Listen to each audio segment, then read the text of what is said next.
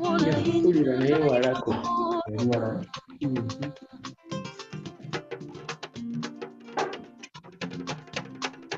Okay.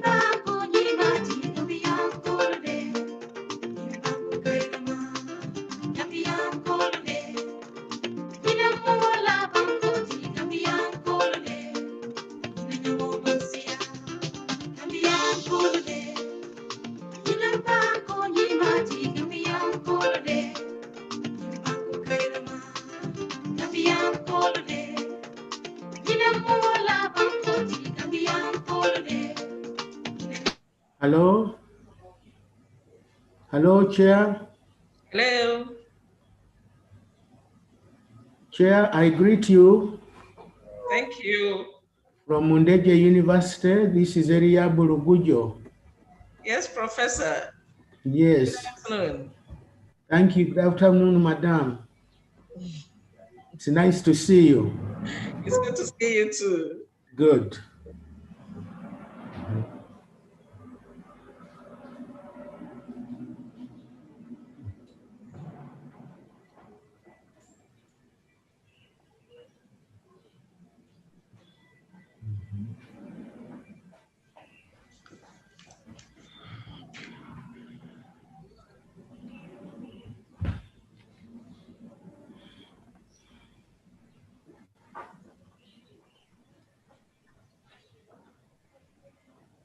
Professor Dipala. Yes, Madam Prof. VC, how are you? I'm fine, thank you. How is Ghana? Ghana is fine, very, very fine. And are you preparing for elections? Are you a candidate? I'm preparing to vote. Okay. we need academics also in politics. There are a few in there. Oh, great, please. Thank you. And we wish you really the best of luck in good, peaceful elections. Thank you. I hope I can say that for Professor Lugujo also. Yeah. No, I'm scared to go there. I'd rather stay where I am. Yes. Okay. What about Keba? Keba, how are you? How is Botswana?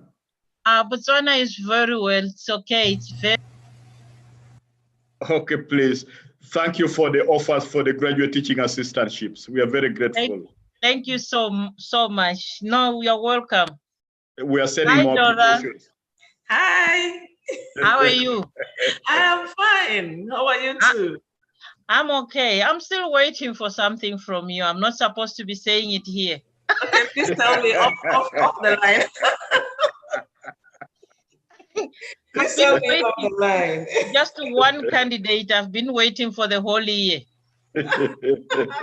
Oh, let's talk about this after the session. Please, after this. Thank you very much. Yeah, thank you so much. No, Botswana is fine. Thank you. Thank you very much. Yes.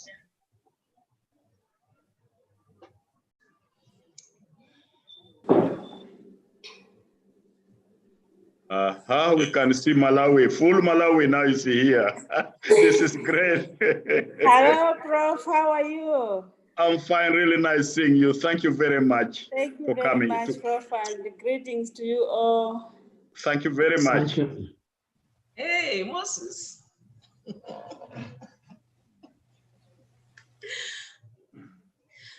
Okay, Professor Adekola, you can start.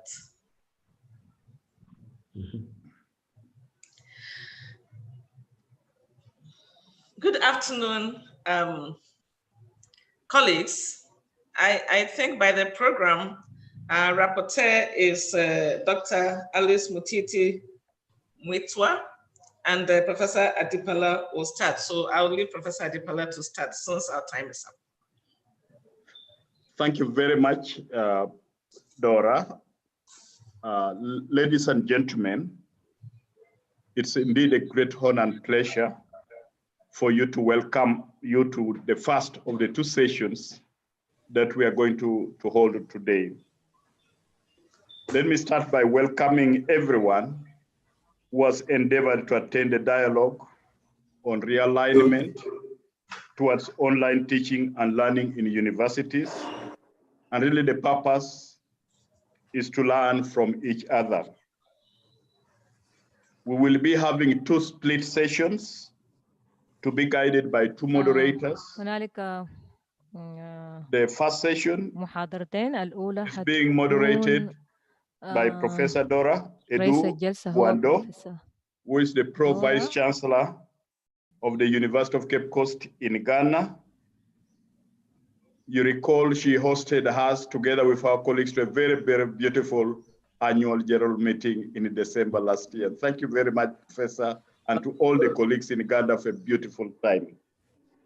This will be followed by a second session that will be moderated by Sarah Awood from the University of Mohammed VI Polytechnic. Thank you again, both moderators, for accepting to moderate the two sessions. I would like to recognize the lead speaker for the first session, Professor Barnabas Nawangwe, the Vice Chancellor of Makerere University. We appreciate you accepting to moderate the session. We'd like, in a special way, appreciate a person from the warm heart of Africa, Professor Andres Malata, the Vice Chancellor of Malawi University of Science and Technology. I do understand we shall be having two representatives, one of the Minister of Higher Education and Scientific Research from the Republic of Benin in West Africa. I'm told it is a neighboring country to Ghana. And then the other one will be from the representative from Zimbabwe representing the Honorable Minister Murwira, the Minister of Higher Education, Higher and Tertiary Education, Science and Technology Development. So this will be our first group of panelists. We appreciate them very much for accepting to come. The second session, as I mentioned, will be moderated by Sarah from Mohammed VI Polytechnic University, which is the host of this year's annual general meeting. Thank you, Sarah. Thank you to all the colleagues in Morocco for accepting to host this event. Our guest speaker is Professor Francis Peterson from the University of the Free State, South Africa. Professor, as usual, we most sincerely appreciate you for really working towards promoting the partnership amongst African universities and other universities in South Africa, particularly with the University of Free State. We really value your presence. Thank you. We are also especially grateful to somebody from a special person from Central Africa, the country that we used to know for football, Cameroon, Roger Miller's country. I don't know whether the women know how to play football also in that country very well, but this is none other than our deputy body chair, Professor Teresa Nkuo Akenji, the Vice Chancellor of University of Bamenda, and will be also present in this meeting. We shall be having a lady from South Africa. She sort of disappeared, but I'm very grateful that she's back with us. Professor Tandi Ngwebi, the Deputy Vice Chancellor of Nelson Mandela University, and we're really looking forward to learning from what the university is doing. Then, as part of promoting international partnership for strengthening online learning and teaching, we have invited 2 guest speakers from 2 leading universities.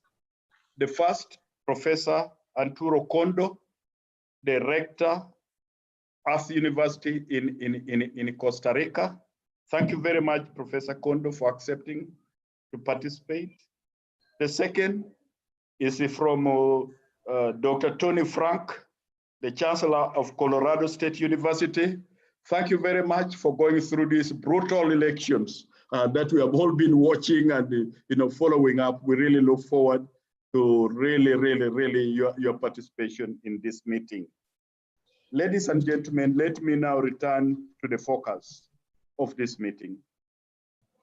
Many of you will know that RUFORUM is a network of 129 universities in 38 African countries that cut across the African continent. And as a network, we are strongly motivated to provide a platform for dialogue on realignment towards online teaching and learning in universities, because of the realization that our universities must move at a tandem with the current digital revolution, which is reshaping our world. Ladies and gentlemen, we hope that leaders from our various universities, experts, and policymakers will lesson learn and share ideas on how we can improve the quality of education using digital technologies. The recent crisis due to the outbreak of COVID-19 pandemic resulted in widespread consequences in the field of education, and it demonstrated the vulnerability of our education system. When the lockdown was imposed, most of our universities could not continue to operate, given that teaching was largely face-to-face. The only viable option is to ensure that teaching and learning continue in a new normal using digital technology. Unfortunately, this was not possible in many of our universities. And I think for many of you from different parts of the continent, you know that we have a major digital divide in our continent. And this wasn't the education divide that is prevalent in many parts of our continent. Therefore, ladies and gentlemen, discussing how our university should realign towards integrating digital technologies to support online teaching and learning has become more relevant than ever before. As a network, we believe that stakeholders in the higher education sector should have a platform to chart a way through for rebuilding the education system, which has been seriously disrupted, and provide the much suggestion for rebuilding the system. Ladies and development, considering the project changes, Africa is in urgent need to strengthen capacity in education, research, science, technology, and innovation. University leaders must therefore collectively reimagine higher education amidst this pandemic and build a reformed education system. The question that we're asking today is how can we galvanize efforts towards online teaching and learning in universities in Africa? This is an important question. It will need partnerships within Africa, not only among universities, but also other knowledge centers within the continent and with other knowledge centers globally. It is there my hope that you will use this discussion platform to identify opportunities for your universities and the African continent at large to come up with suggestions on how to build capacity for effective teaching and learning. Once more, ladies and gentlemen, I thank you for honoring our invitations. I thank you for accepting to participate in this online dialogue platform. I hand back over to you, our distinguished moderator, Professor Dora from University of Cape Coast in Ghana. Professor Dora. Thank you very much, Professor Adipala Ekwamu. For those of you who haven't met Professor Adipala before and you were looking forward to meeting him in Morocco, I would like to say a few words about him. Professor Adipala Ekwamu is Executive Secretary of Regional Universities Forum for Capacity Building in Agriculture, RUFORUM, a network of 129 universities in 38 African countries. During this period, he has worked with the network universities to train over 2,000 masters and more than 500 PhD students from across Africa, thus making RUFORUM a leading voice for higher education in Africa. Professor Adipala is a strong advocate for human capital development in Africa as a fulcrum for Africa's development, especially in supporting rural transformation and generating innovations to spur economic development in the continent. And I would like to add that he has a special way of making everybody feel special. If you listen to his rendition of people who are on the Zoom meeting now, you heard that everybody was special to him, and that is Professor Adipala. If you haven't met him before, this is the Executive Secretary of RUFORUM. Now we'll go on to our day's discussion, our first session. As he has said, we have a lead speaker, and then we have the panelists. The main topic for the two sessions, the realignment towards online teaching and learning in universities. And I would like us to focus on the second part, which is learning from each other. We have all realized, and it has actually become a cliche, that the COVID-19 pandemic threw everything overboard, and it didn't leave those of us in higher education. So today, I am actually privileged to be moderating a session where I have these high-powered educationists, managers of higher education, vice chancellors, deputy vice chancellors, ministers, and indeed our partners from other parts of the world, joining us to discuss how we can realign online teaching and learning, and how we can also learn from each other. I think it is my greatest privilege to be the moderator for this session of such a high-powered webinar. I'd like to introduce our lead speaker. Our lead speaker is Professor Nwange, and he is a Vice Chancellor of Makerere University, one of the oldest and premier universities in Africa. Before that, he served as Deputy Vice Chancellor, Dean, and Principal of the College of Engineering, and Head of the Department of Architecture at Makerere University. He is a member of several international professional organizations. He led the reform committee that championed the academic and administrative transformation of Makerere University from a 3-tier faculty-based into a 4-tier collegiate system. His research interests are in the area of vernacular architecture and sustainable human settlement, and he has published more than 50 journal articles. Professor Nwange is requested to provide an overview of the session topic and to respond to the following questions. How can integration of digital technologies be effected in African university systems to cause meaningful impact? And also, what are some of the key challenges universities have recorded in mainstreaming online teaching and learning in the higher education system in Africa? Professor Nwange will use about 15 minutes to speak to us. And after that, I will introduce the panelists who will also speak briefly and will have an interesting discussion on the topic. So Professor Nwange, you are welcome and you can go ahead and start speaking to us. Thank you very much, Dora, for that introduction. And thank you, Professor Adipala and your team at Forum for organizing these very important webinars during these times. I will try to talk to what I was requested to talk about using the experience of Makerere University, because I think that's the best experience I have. And I do hope that sharing Makerere's experience will, in a way, address the questions that have been asked. I have some slides to share, and I'll try to share that now.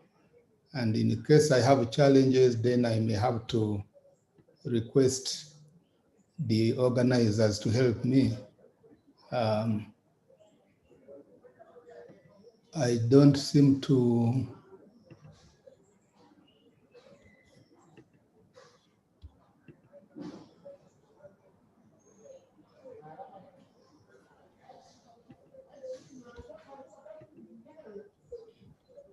Would you like Francis to share the document for us? I request the organizers to help me. Are my slides visible? Yes, please. Okay. I'll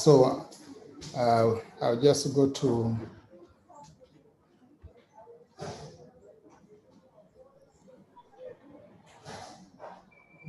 Are you sharing from your side? Can we go to slideshow then? Thank you, Francis. Francis, can we go to slideshow? Professor Nwange, it's on now. Okay, let's go to the next slide.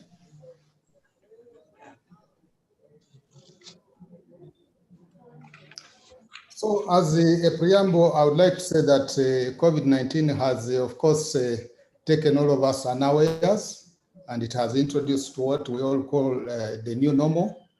And the pandemic, of course, has destabilized the whole world, but particularly it has affected us most in Africa because it found already weak technology systems on the continent, and that they made the effect even worse for us.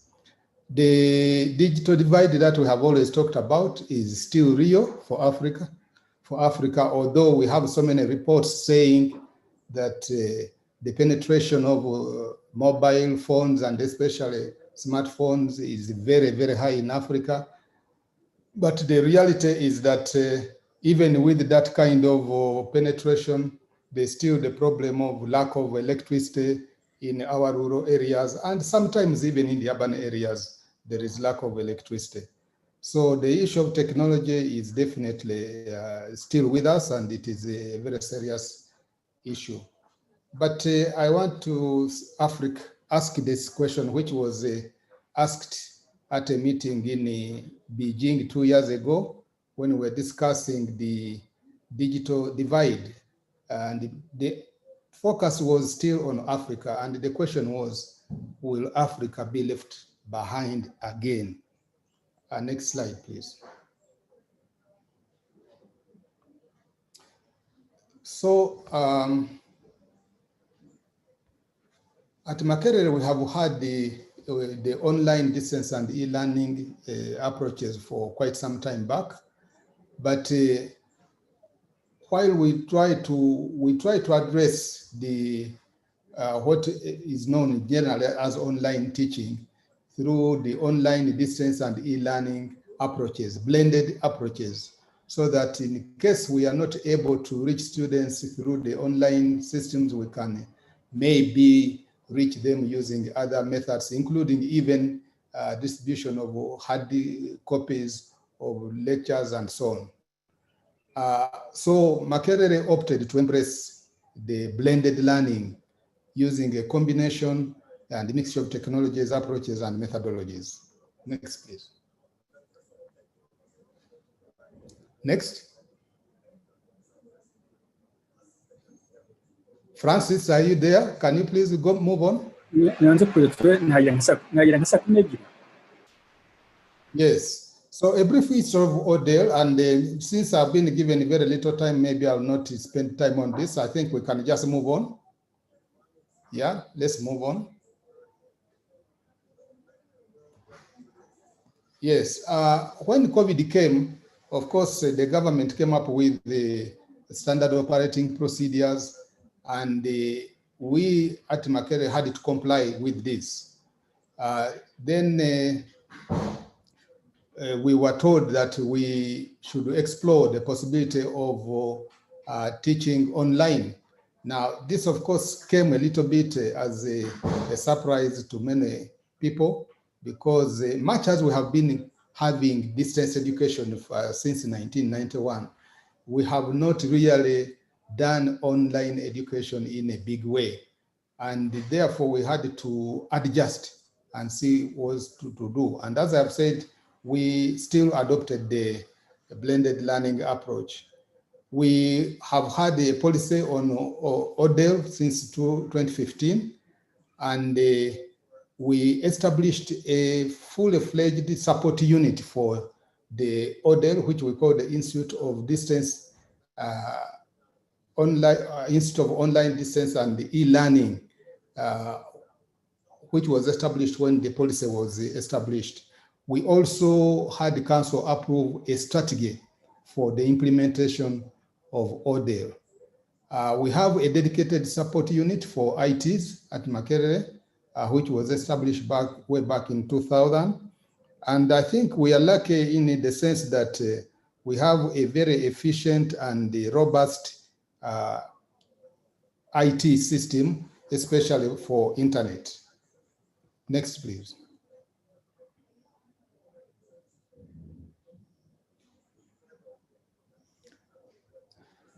So we got the Senate to approve an emergency plan for implementation of Odell in view of what was happening, and this was done on 1st June 2020. And we had to apply to the National Council to be allowed to teach online. And we put together our proposal and invited the officers from the National Council for Higher Education to come and inspect our readiness for online education, and they did give us that approval. But of course, even our strategic plan for the last 10 years and even the new one, they both emphasize Odell as an important component of what we are doing and as a major strategy. We have in place a quality assurance directorate, and therefore they check the quality of the systems that we are using for the Odell. We also budget, although the budget is very small. I mean, if those of you who know Uganda shillings, it's 200 million shillings per year to support this institute, and that is something somewhere like $80,000, and that is not a lot of money. But the IT system itself is quite well funded, and we spend in a total close to $1 million just on supporting the IT systems, including purchasing bandwidth. The important issue we had to address is whether we had the capacity for ODEL, pedagogy, and whether the staff were ready and the students were ready for this. So prior to COVID-19, only 50% of our faculty had been trained in the use of ODEL. But since then, we have trained many more people, and we have trained about 500 more members of staff. That means now most of our staff are trained on ODEL. About 70% of all the staff are now trained. And we conducted a readiness of the staff to participate in the ODEL, and this returned positive results. We, of course, had to sensitize our students because one of the conditions were given by the National Council was that we should not leave any students behind, and therefore we must prove that the majority of the students are ready for ODEL. So we embarked on a massive sensitization, and this has been going on since last year, actually, even before we knew that COVID was coming. But we expanded that in the face of COVID, and we plan to see that by the end of September, we plan to have everybody trained. And I think to a large extent, we have achieved that, although there are still some people that are not yet trained. Next, please. Next, Francis. So we had to do a survey of the students to confirm whether they are in support of the ODEL. And so our Directorate of Quality Assurance carried out a tracer study, and they reached, I think, about 20,000 students, but only 12,428 students responded. But this is a very good response because our total student population is about 30,000. And also we reached almost every district in Uganda. So the students who are coming from every district in Uganda, and we were able to reach also some students in 13 foreign cities. And the majority of these, of course, were locally in Kampala and the neighboring districts. From the survey, we realized that 10% of the students are already using ODEL. They are already in ODEL programs because there are some programs which run completely online already. And 75% said they were able to study through the ODEL system, and they wanted to continue with their studies. They didn't want to wait anymore because they had sat at home for a long time. Now, the balance of 25%, they said they would wish to study online, but they did not have the capacity. Okay, and so they raised issues of technology and the lack of access to the internet in the rural areas and issues like that. And but the majority said they would not be able to pay for the bandwidth when we begin using this method. However, what we did was to negotiate with the service providers of internet, that is the telecom companies, to do zero rating of our websites. And they accepted to do that. So the websites that have our online teaching materials and which we are using to deliver online education are all zero rated. So the students don't have to pay any money when they access these websites.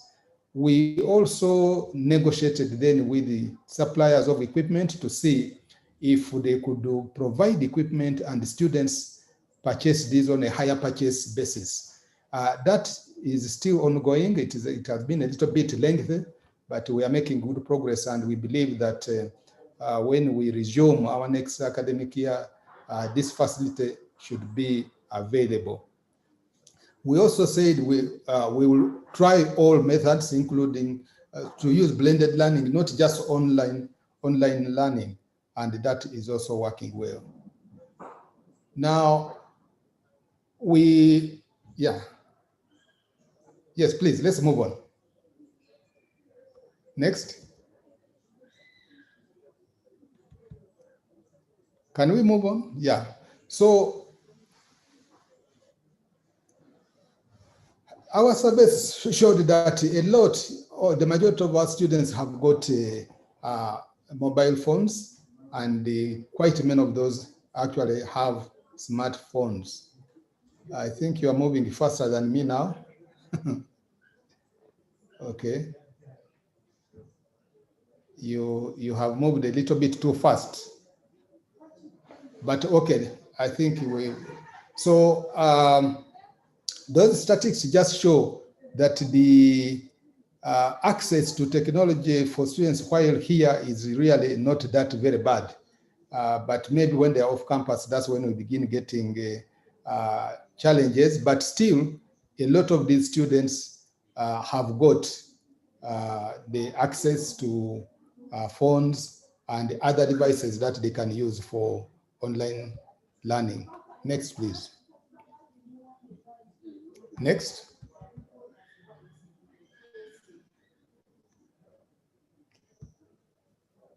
Can we go to the next slide, please? Next, Francis, please. Yeah, so we had an action plan on how to teach and do teaching and learning. And so we decided that all external students would have to continue as they have done, as they have been done before. By external students, we mean by students who are on what we call external programs. And then internal students, could you wait until I request you to move, because you are moving faster than me? Can we go back to the previous slide?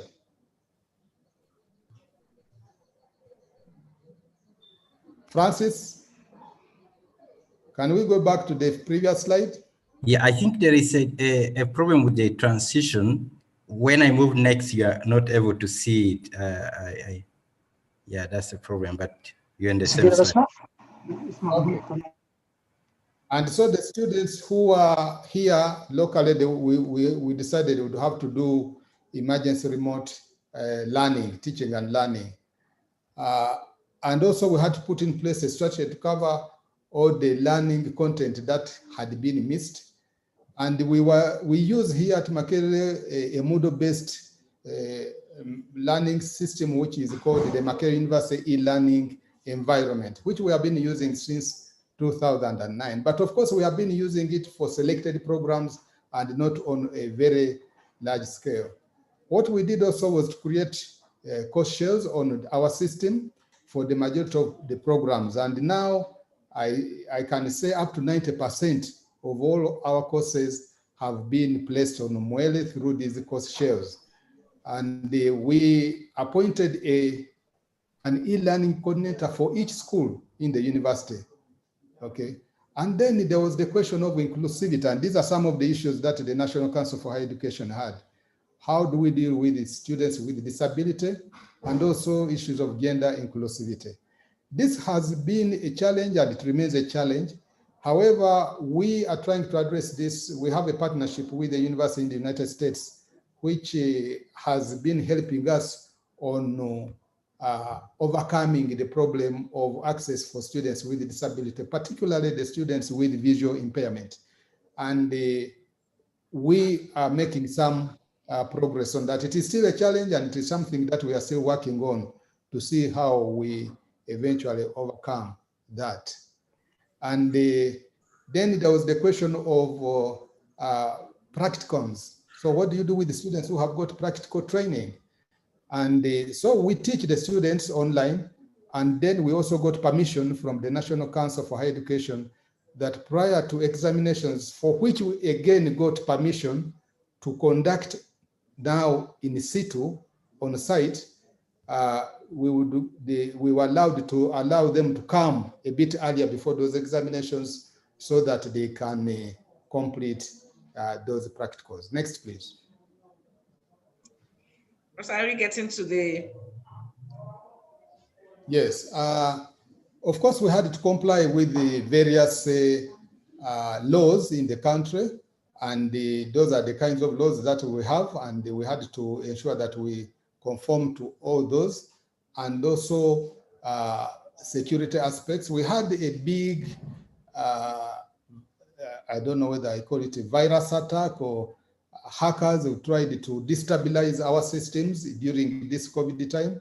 And somehow our staff were able to overcome that.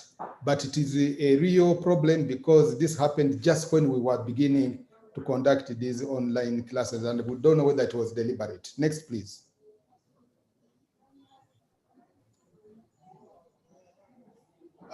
So I have already talked about the systems that we have. We have a quite large bandwidth, but even with the large bandwidth, when we decided to go fully online, we are already experiencing challenges when actually we get the systems stagnating and not working because of the huge volume of traffic. Now we are trying to address that by taking some of our traffic through the national IT facility, but also preparing to buy more servers so that we increase the capacity of this system so that we can conduct these lessons without any problem. Next, please. Professor, can we wrap up so that we'll continue with the rest during the question and answer? Yes, I think we are towards the end now. I think we can skip that. Can we go on? Francis, can we move on? I think in a way I have addressed all this. Please, let's go on.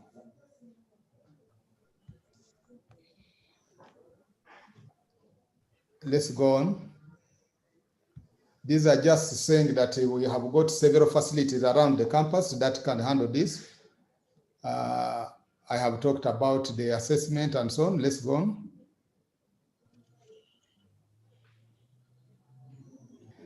I think you can move on to the last slide, which is the conclusion. Just move on until you go to the conclusion. Yes, please. Those are challenges. Yeah.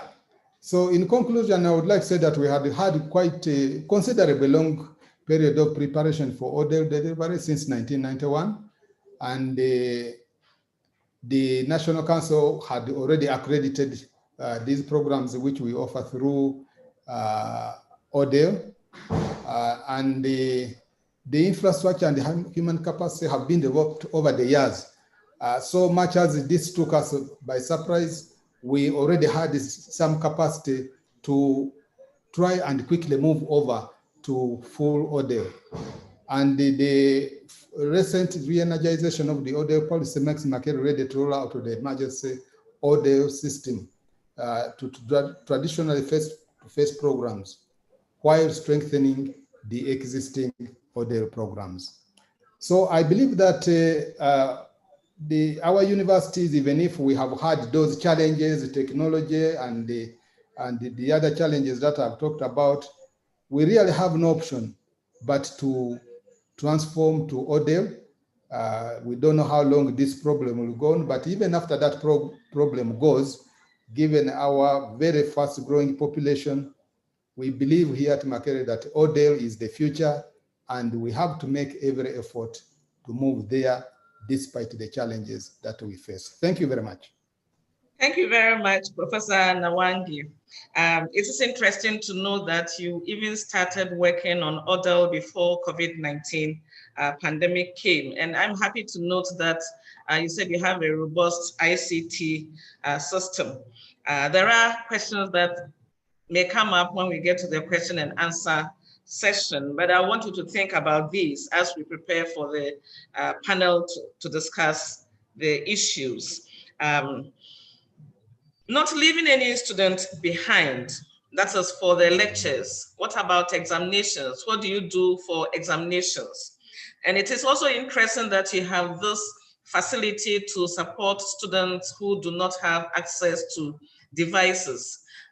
Do you have any way of supporting faculty members in the same way with bandwidth when they are in their homes? How do you do it?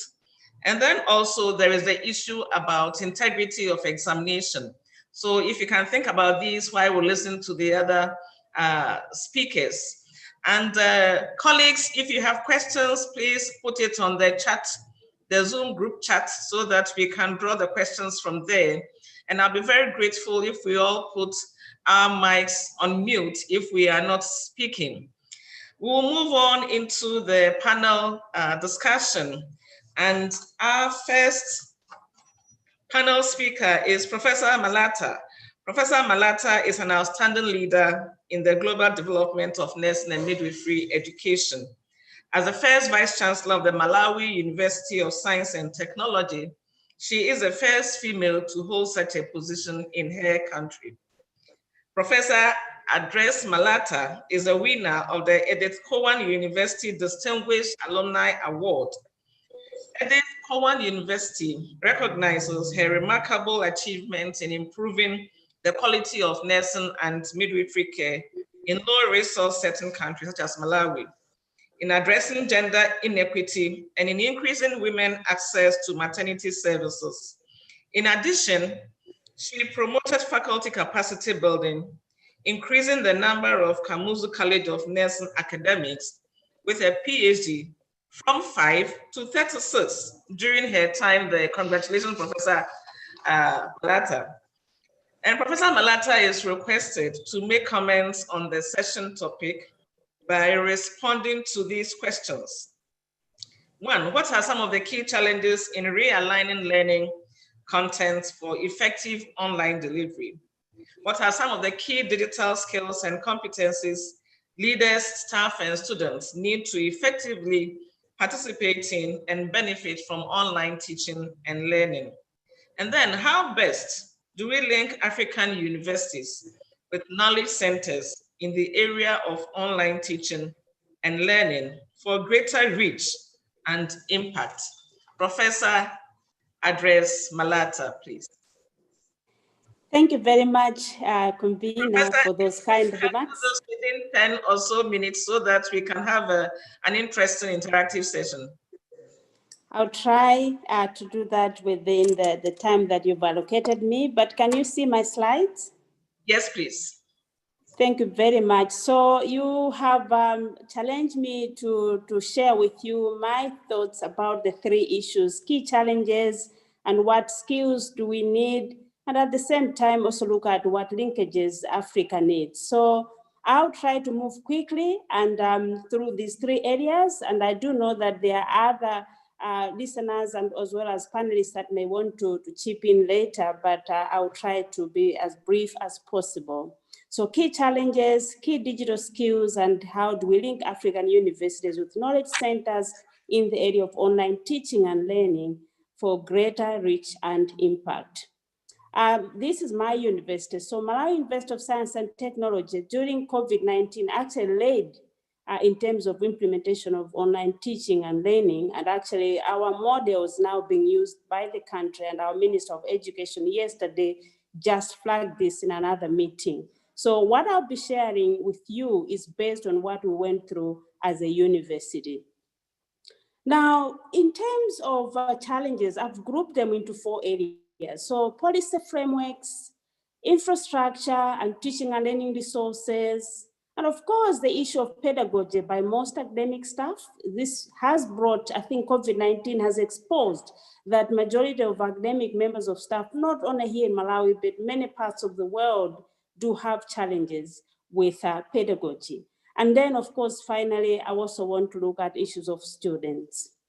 Now, for the policy frameworks, many countries don't even have policies, no legal framework, but also even where they exist, the frameworks are very poor. So I think this is an issue that we need to discuss in higher education. How do we have an enabling environment for teaching and learning using digital skills?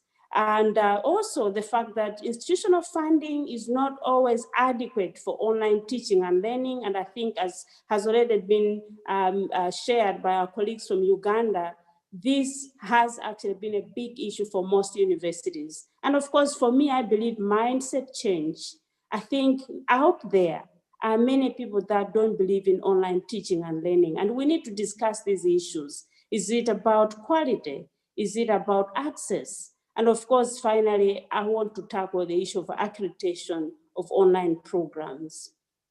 Now, going back to infrastructure, we do not have robust online learning management systems. So here I'm now talking about software, poor network, and I think Uganda shared that with us. Also, issues of electricity blackouts. Many African countries, and not just only here in Africa, many other countries in the world, low-income countries, medium-income countries, but also I do know in high-income countries, they do share the same challenges. And issues of gadgets, digital divide. Many of our students, and for particularly here in Malawi, we found many students when we did our surveys did not even have a laptop, not even a smartphone. And you cannot talk about online teaching and learning if your staff, your students don't have this equipment. And of course, the issue of bandwidth, data bundles, very expensive in my country, but I also know in many parts of the world, it is quite expensive. Now, what about pedagogy? So we also found, as we implemented online teaching and learning, ODEL, in our institution and also here in Malawi, that there was lack of knowledge and skills to deliver effective online teaching. The issues of knowledge, how do you customize content? How do you engage students? How do you assess students? And of course, perception, I've talked about it already, perception about online teaching and learning, issues of equipment, again, on the part of academic members of staff. How would you get students actively involved? This type of teaching actually demands learner-centered teaching. And I think there has always been a challenge because I think when we do face-to-face teaching, the learner-centeredness teaching is always ignored. I think the teacher wants to deliver content and go. Management is critical, and that's something that we found as a huge challenge. Now, when it comes to students, the same issues of perception, their knowledge about how to handle non-traditional forms of lectures, how to use videos, audios, how to engage with their own lecturers and fellow students, and of course, issues of assessment, online quizzes. I heard one student say to me, I think I don't have adequate time to do my assignments, and sometimes it closes on me. There has to be a shift in the way students also approach assessment, but also teachers need to address these issues properly, prepare students for assessment. Of course, I do want to talk about issues of time. Even students have struggled, I think, in the past year with managing their time.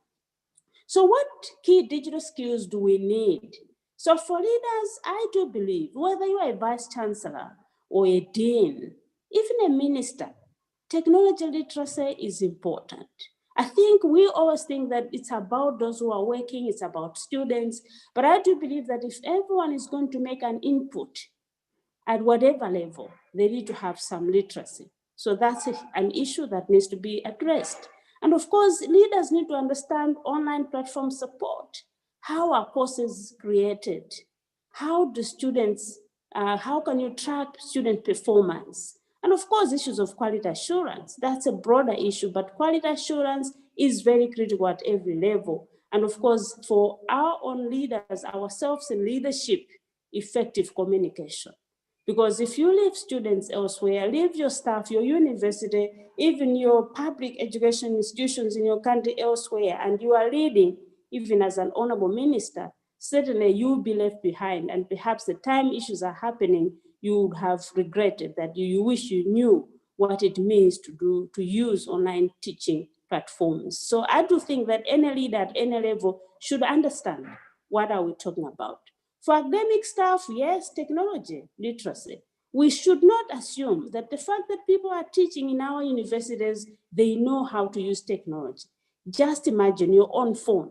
Probably half of the things you know, your daughter knows or your son knows maybe 100% of how to use that phone, and you yourself could only be using 30%. So technology literacy for every academic member of staff is critical. And of course, effective communication. And for online platform usage, how do you create content? How you use videos, audios, PowerPoints, course page structuring, use of online assessment, collaboration, and of course, how do you perform students, assess student performance? How do you track that? And for students, of course, technology literacy is also important.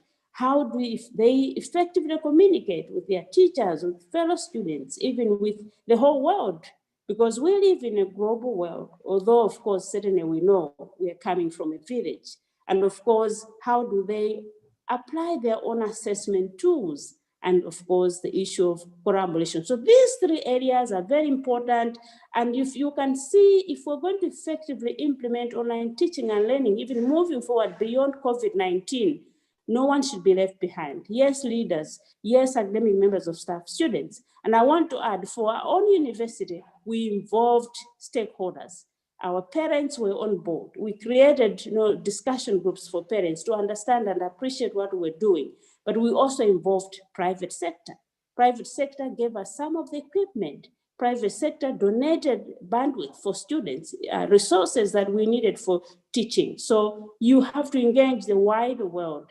Apart from the three groups, let's get private sector on board, and of course, public sector and even our politicians on board. And I'll be finishing, convener. So how do we link African universities? So I'm proposing that we should create centers of excellence in online teaching and learning, just as we have centers in aquaculture, in traditional medicine. Maybe we need to have centers of excellence in online teaching and learning, so we can learn, we can use those centers to promote this particular issue in the region of Africa.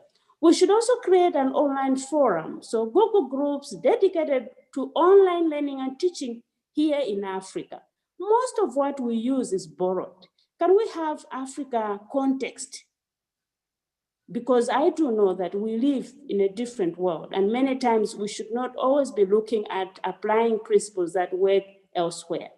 I'm also proposing that we should have an annual peer-reviewed conference dedicated to online learning and teaching here in Africa, and Roof Forum can facilitate that. And of course, creation of an African Journal of Online Learning and Teaching, and I'm challenging universities that are listening to me, let's come up with even publications. But of course, these are going to be research-based, because I think if we don't do research, we will actually be implementing activities or solutions that don't necessarily answer to our problems. And finally, there should be investment in online teaching and learning at national level, at regional level, and at global level. Let's invest. This has to be investment. And we should also not just be looking at external partners. Within countries, can our heads of state commit to invest in online teaching and learning? Thank you very much for your attention. And I do hope that I've managed to keep time. Thank you very much, convener. Thank you very much, Professor Malata. Yes, you kept the time. And I'm very grateful. Yes, it's very, very interesting that you spoke about the areas, the questions that we asked you to respond to. And I was looking at the challenges and looking at the policy frameworks that we have to put in place, and the mindset change, the change of mindset of not only the politicians, but also us academics and our students to realize that the time has changed. And you also mentioned data bundles and devices as some of the challenges that our students and our academics have. It will be interesting to talk about that when you come to the question and answer. And there is a question on the use of technology. You mentioned that everybody should know technology. Everybody should be technologically literate. So I would want us to take it further to see those that we are training to become teachers. How are we incorporating teaching and learning, the pedagogy, online mediated pedagogy? How are we incorporating that in the training of teachers who will go and teach the primary schools and the high schools and eventually the universities? It is interesting, and I'm sure that there are many questions. If you go to the chat session, there are many questions for you to consider. And linking African universities, yes, centers of excellence and annual peer-reviewed conferences, and you threw a challenge to Roof Forum. I'm sure that they will keep it. They will do it. I'm very sure about that. Thank you, Professor Malata. We'll come back to you. I'd like us to go to our next panel speaker. In fact, we should have had Her Excellency Honorable Professor Yayi, but she has delegated her powers to Professor Yusau Abdul Karim Isaka of Abomey Calavi in Benin, very close to Ghana. And he is going to speak to us and try to respond to these questions. What are some of the needed national and institutional digital policies, strategies, and reforms to achieve wide-scale integration of online teaching and learning in universities and tertiary institutions in Africa? And then 2, what are some of the lessons learned with regards to the digital divide and advancement of digital era? So Professor Isaka, thank you. If you can come on.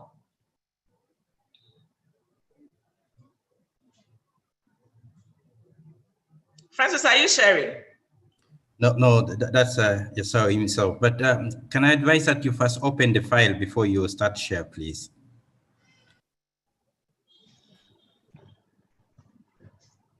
Je suis en ligne, je vais projeter ma présentation.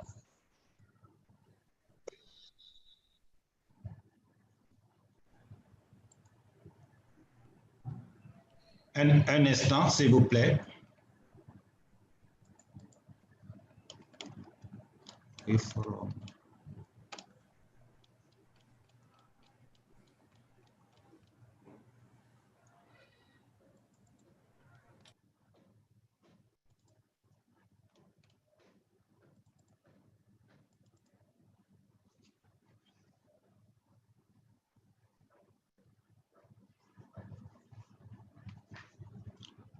Est-ce que vous voyez mon écran?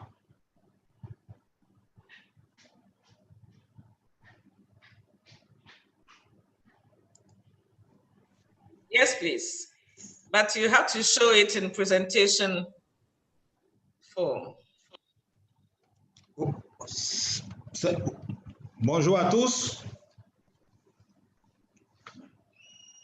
Chers participants. Good afternoon. Chers ministres, chers modérateurs, chers panélistes, mesdames et messieurs, je vous prie de recevoir mes salutations depuis Cotonou.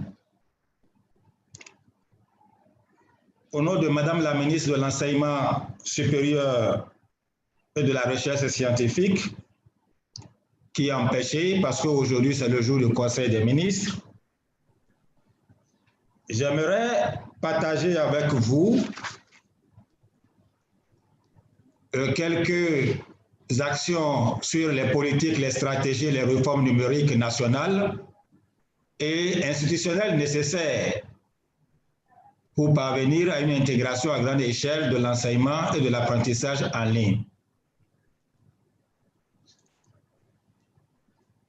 Pour cette politique, il faut d'abord mettre en place une plateforme de gestion administrative et académique des campus.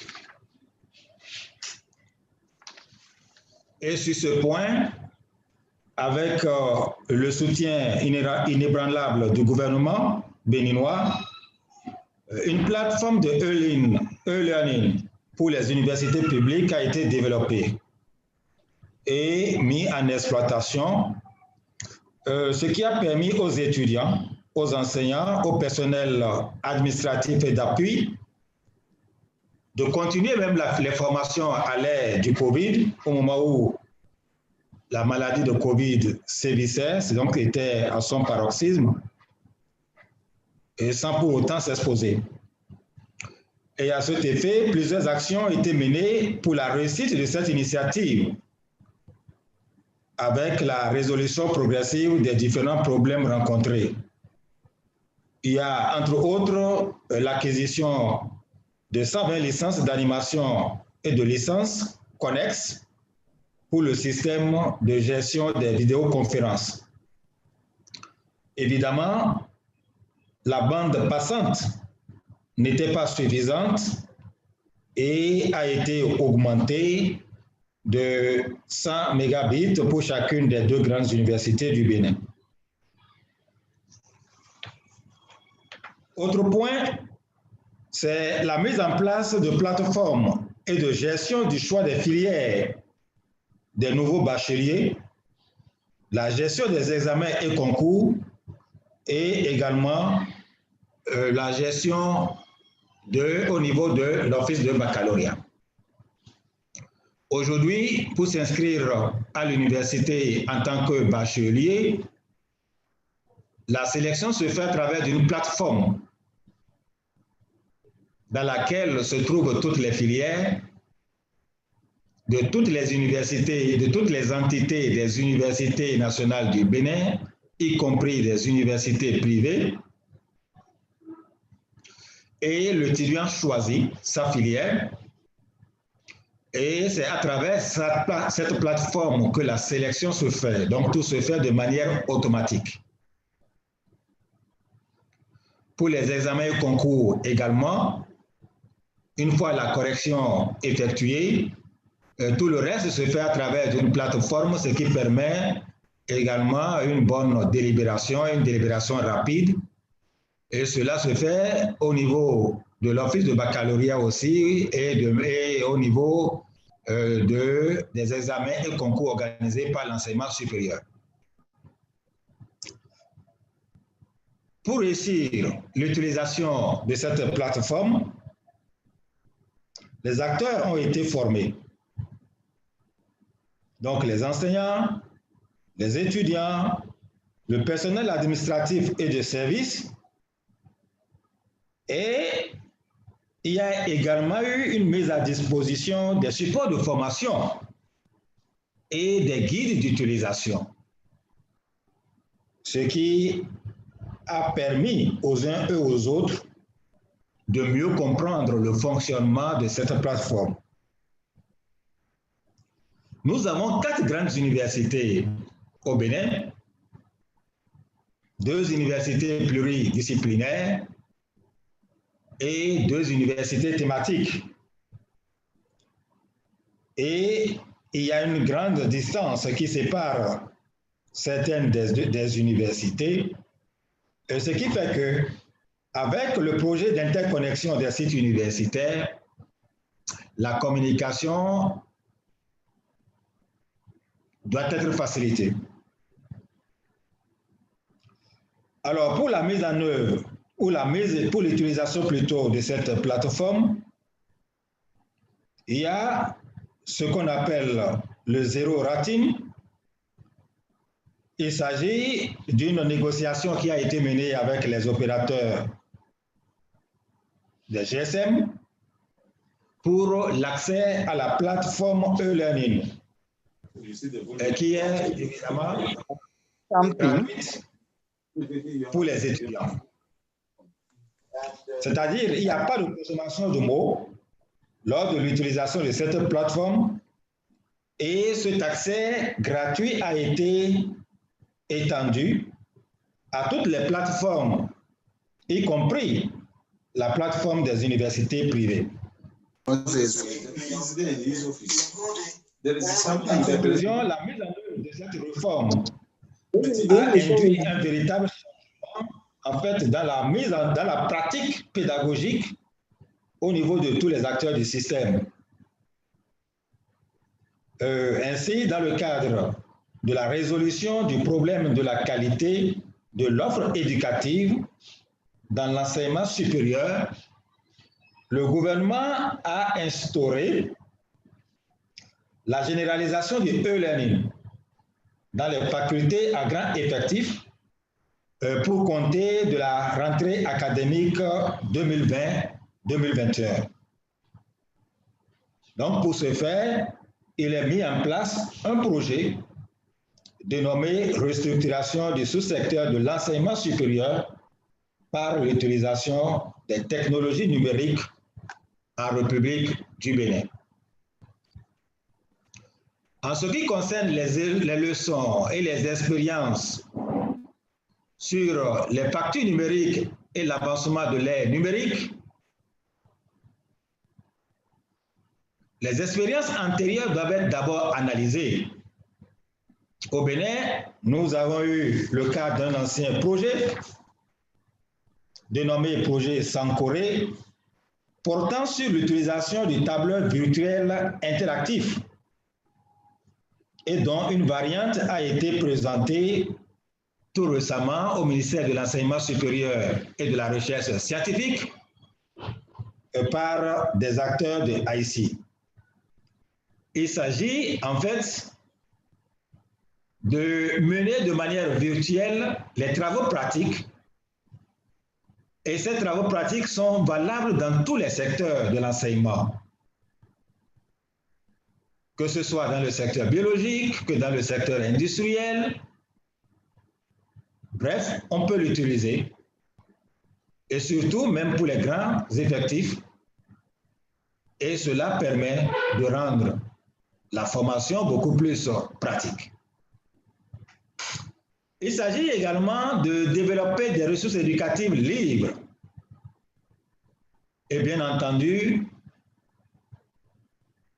pour une bonne opérationnalisation de toutes ces activités, il faut que le Wi-Fi soit développé et étendu sur tous les campus. Il faut également tenir compte de la possibilité de se connecter à partir des centres individualisés en collaboration avec le ministère du numérique, surtout pour des étudiants qui sont loin des campus. Il y a également la possibilité de smartphone qui peut être livré aux étudiants à coût réduit. Enfin, il y a l'alimentation énergétique au niveau des campus pour éviter les cas de coupure d'électricité. Voilà les deux points sur lesquels nous avons axé notre communication. Et le troisième point, ce n'est qu'une invitation. Je profite de cette occasion, au nom de Madame la ministre de l'Enseignement supérieur et de la Recherche scientifique, pour inviter tous les acteurs, tous les adhérents de RUFEROM, tous les étudiants, les enseignants, à participer massivement à la conférence triennale que organise RUFEROM en décembre 2021.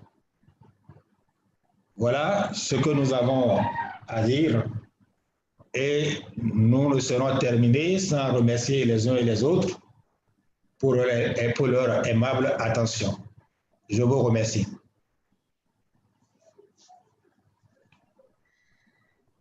Thank you very much, Professor Isaka. Merci, Professor Isu Abdul Karim Isaka. Yeah, it's interesting to know that your university went on to still give lectures, teaching and learning activities to your students, even during the COVID era, without any issues. Some universities, had to just break and go home, but it's good to know that you continue. One question that I want the panelists to consider when we come to the discussion is, so from now on, do we salvage the lost time, or we put that away and move on? Because some academics think that the academic year has been disrupted so much that we should just consider that it is gone and just move on. Think about that. And you also mentioned that there's a project to restructure the digital higher education learning in Benin. When we come to the question and answer. Yes, I said that it will be interesting for us to discuss when you come to the question and answer period, if we have lost the academic year and so we should just move ahead, or we should think about saving the time lost. So when we come to question and answer, we will discuss some of these things. It is also interesting to note that many countries have 0 rating. D'accord, je peux répondre maintenant si vous voulez ou j'attends après. D'accord, merci beaucoup. Okay, can you hear me? Can you all hear me? Yes, Yes, we can hear moderator, you. we can hear you. Yes, we do. Yes, we can. I was talking about Yes, whether yes, we can. about Yes, we salvaging can. the lost time, or we should just move ahead, which is a question that you hear around academic circles very often. And it is also interesting to note that most universities have 0 rating with the telecommunication companies. And are they going to continue after this year, or it ends when we move away from the peak of the pandemic? This is something that we should think about. Our third panelist was supposed to be Honorable Professor Murwira, who is a Minister of Higher Education, Science and Technology Development in Zimbabwe. He is not here, but he sent somebody with his script. So if the person can briefly, in a very short time, give us the gist of the presentation so that we can have at least 15 to 20 minutes of interaction before we go, I'll be grateful. So is a person representing the Honorable Professor Minister from Zimbabwe here?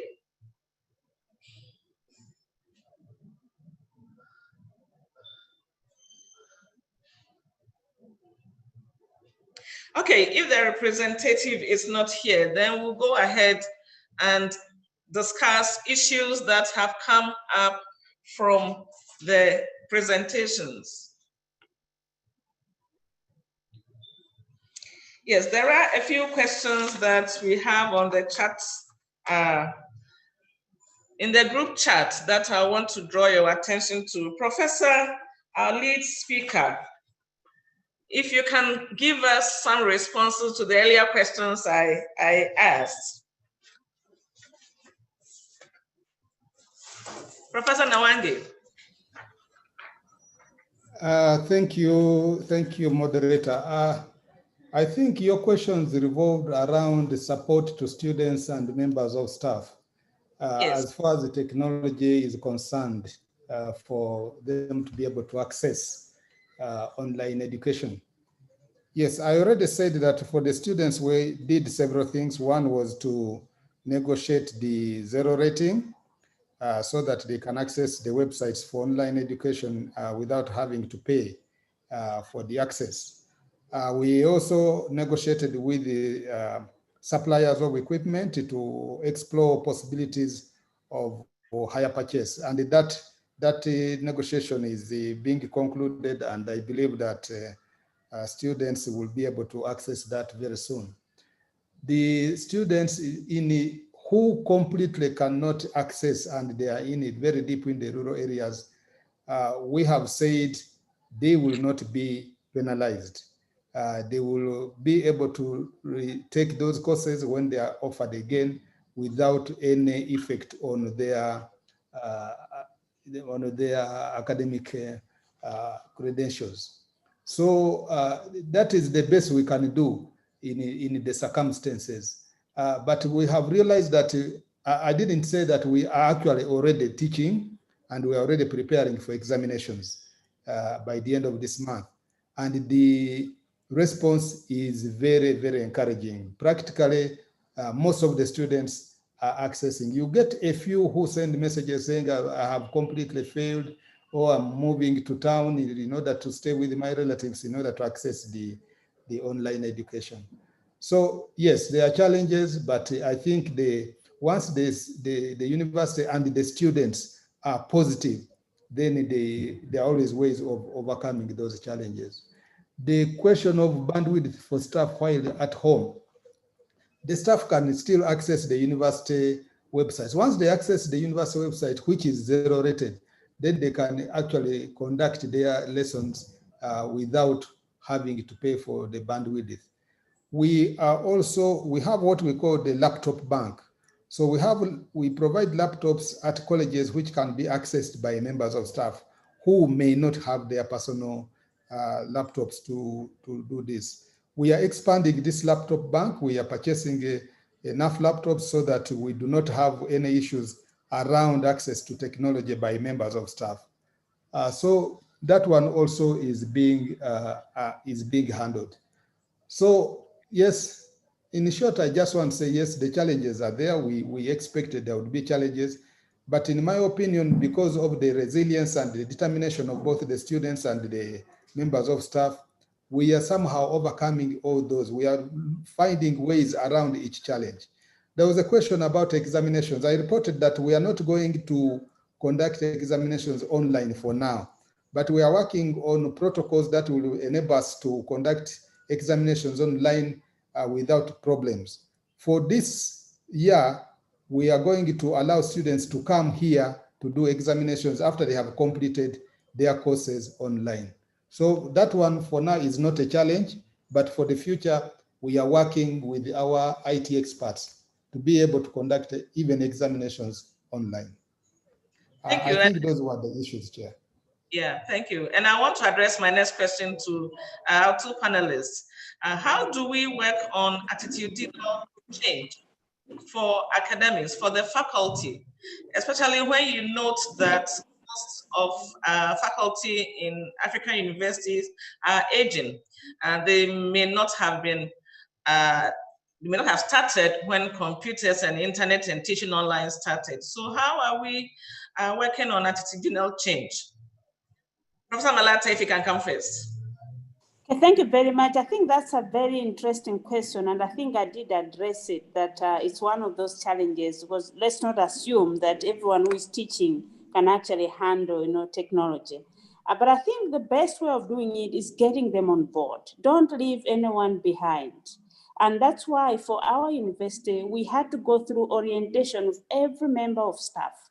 And I've noted that even other universities, after we did it, are also doing the same. Like, get them on board, have a discussion, hear their fears, because some of their fears are legitimate. You need to hear what are their challenges, what are their fears, but get them on board. So orientation of staff members is critical. You cannot implement, my university, I must say, is young. But I think what we were able to demonstrate to our country is the fact that it doesn't matter. You can be 50 years, 70 years old, but you can also be 10 years old and run. And I think that's what we did. So for us, we made sure every member of staff was on board, even before COVID-19 became a big issue for Malawi.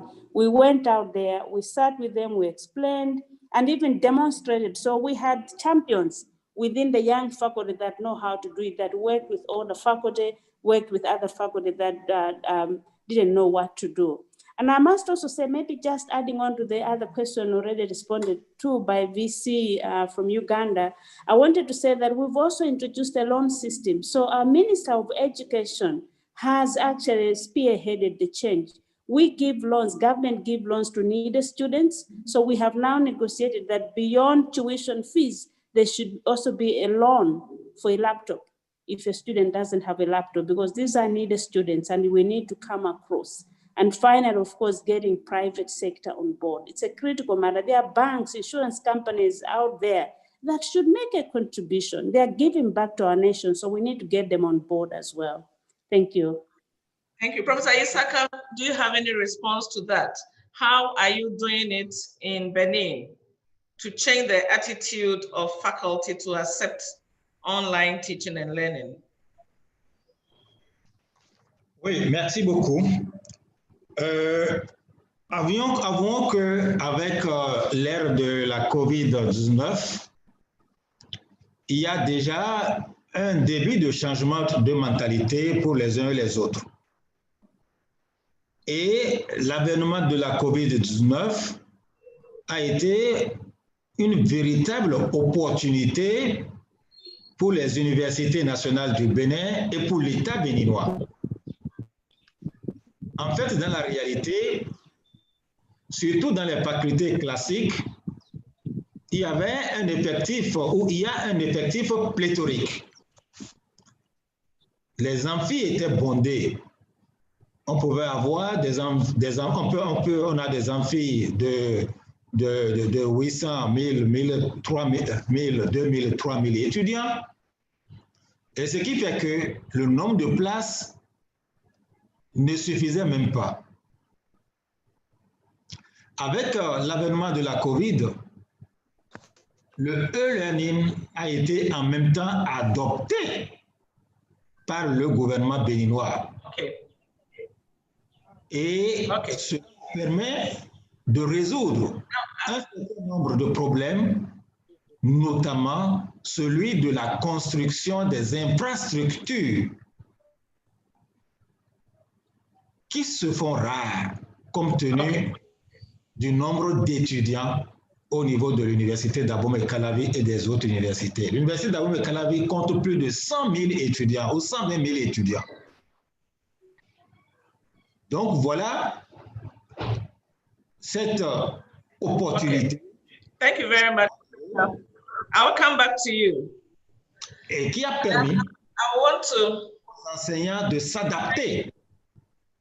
Thank you, Professor. I'll come back to you. But I'd like to give an opportunity to some participants to raise their hands and ask questions themselves. And as I wait for that, I would want us to consider this. Do our governments have policies now for online teaching and learning, or universities are left to decide what they want to do? The panelists should think about it, and I'll check who has raised their hand. And okay, nobody has raised their hand yet. So, Professor Nawan, sorry? Sylvanus, je n'avais pas conclu. He's an interpreter. Okay. Okay. So he can answer the question and then add what I just asked. Does the government has a policy for online teaching? D'accord. Donc, avec cette situation, le gouvernement béninois a instauré le e-learning dans toutes les facultés et les enseignants ont été formés, les étudiants ont été formés. Et d'ailleurs, c'est à cause de e-learning que l'année académique a été achevée dans de très bonnes conditions. Le Bénin a été le premier pays à organiser le baccalauréat à l'ère de la COVID-19. Donc aujourd'hui, pour la rentrée académique 2020-2021, toutes les dispositions ont été prises en termes de formation de tous les acteurs. Donc c'est déjà dans la mentalité de tout le monde que le e-learning est incontournable et serait donc l'outil pour les prochaines années. Je vous remercie. So, Convener, I wanted to come in on that question. Professor Nawande, does your government has a government policy for online teaching and learning? And after that, Professor Malata, you can also answer that question. Yes, I cannot say for certain. I know that there is a policy that has been developed during these very unfortunate times. I don't know whether there has been a government policy approved, but I know that most of the universities now have policies. We have had a policy, as I said, since 2015. But the fact that the government at first was actually not in support of online teaching because of issues of access and leaving people behind. They very quickly turned around and said every university should explore possibility of online education. I think even without a policy, what is important is the government will to support online education, at least through pronouncements, and that helps the universities to move forward. Professor Malata, what is happening? Yes, so for Malawi, there are policies, but I think not specifically addressing the issues we're dealing with now. So the policies that existed before were for ICT in general, but I think for educational programs within the National Council of Higher Education in Malawi, there are policies. But I think my message to the audience and to this discussion is that we need to revisit the policies, because I think COVID-19 exposed issues that probably our policies may not have addressed. I think there's now need for each country, each government, and I do think even at AU level, we should look at how best can we embrace online teaching and learning, and to make sure that this digital divide is not a big issue. And I think it can be done, because I think there's always that thinking that it can't be done. I personally believe it can be done. And that means getting every sector on board. Even parents need to be on board, and accreditation organizations or systems, institutions should be on board. The qualification frameworks need to be on board. So it's a bigger issue. It's not just like a university having a policy. This is something that needs to be embraced nationally, regionally, but I also think globally. Thank you very much. Thank you very much. And on that note, I would want us to bring our discussions to a close. It is interesting that we have some common challenges in my university. We have challenges with attitude of faculty and students. We have challenges with infrastructure. We have challenges with bandwidth. Do we pay faculty to stay in their homes and get the bandwidth, the internet, credit at home? These are all challenges that we all have. But I can also see glimpses of success from the various presentations made. And it gives me a lot of comfort that some institutions are doing very well. And if we collaborate, then we can all move together successfully. I have seen a comment from Congo, a colleague from Congo, who is saying that for them, it is very difficult to get internet. So perhaps RUFORUM and maybe Association of African Universities can make a presentation to AU to see how stronger countries, stronger universities can support less endowed universities so that we can grow together. Otherwise, we'll grow in our different universities and it will not be Africa developing together. Colleagues, it has been very, very interesting, this discussion, this session.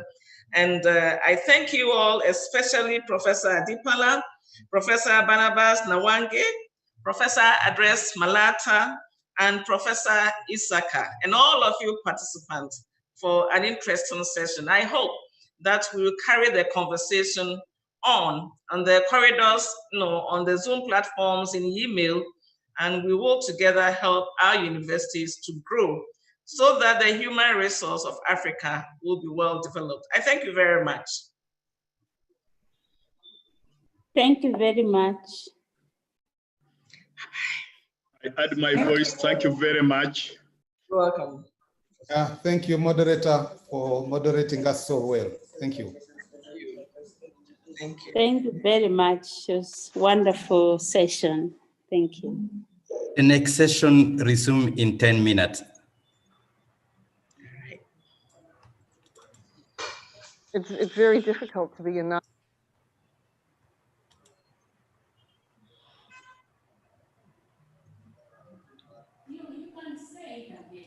It's very difficult to be a non-attender online, which is sort of ironic because the student's almost immediately invisible by their non-participation. Whereas in a large class, a student can miss several lectures and just not be missed. Well, I think the benefit of online learning is in part the asynchronous nature of it. So the fact that students can go back and revisit maybe material that we've covered, and they have an opportunity to hear it a second time. One of the main benefits of an online course is that the materials can be reviewed by the students anytime, anywhere, and possibly any number of times. I have received feedback from students saying how much they appreciate that they can go through the materials at their own pace, unlike where they have to go along with everybody in a regular classroom. Another important benefit of moving to an online space is the flexibility that it provides, both for the instructors and for the students. The flexibility not only in terms of geography and the location where they can participate and complete activities that are part of their overall course process, but also any pace, so any place, any pace as well, that students can proceed at the pace that's appropriate to them, their previous knowledge, either more slowly or perhaps more quickly? We know right now that learners learn best in environments where they have a measure of control, where learning is central to them. And in online learning, we've been able to design courses with that kind of methodology in mind, that kind of pedagogical approach. And so being able to provide that students is appealing to them, not only in terms of their own motivation towards a course, but also in terms of ensuring and helping them learn better and more meaningfully.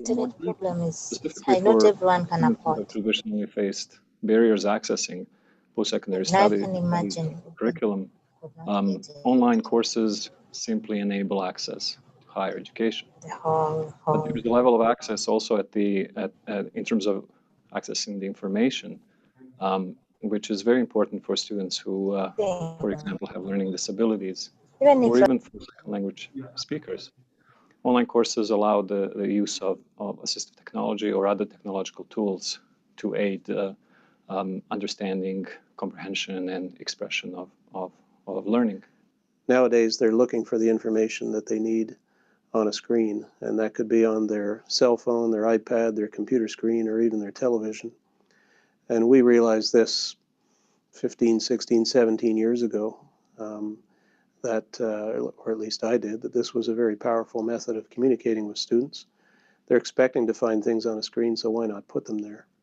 And this has developed into a way of teaching for me and for others, that I put everything that I'm trying to teach on a screen, and it's available.